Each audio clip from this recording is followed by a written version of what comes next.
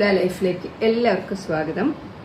അങ്ങനെ അതേ ഇന്ന് കാലത്തെ ബ്രേക്ക്ഫാസ്റ്റ് ആയിട്ടാ പോഹ. അപ്പം ഞാനിങ്ങനെ റെസ്റ്റ് ആയതുകൊണ്ടതേ പിള്ളേരുണ്ടാക്കി തരുന്നതാണ് ഇതൊക്കെ പോഹ.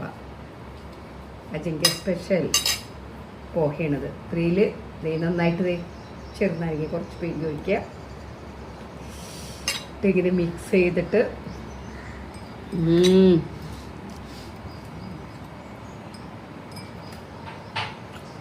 എന്ത് ടേസ്റ്റാണെന്നറിയോ? നല്ല ടേസ്റ്റ് ഉണ്ട്.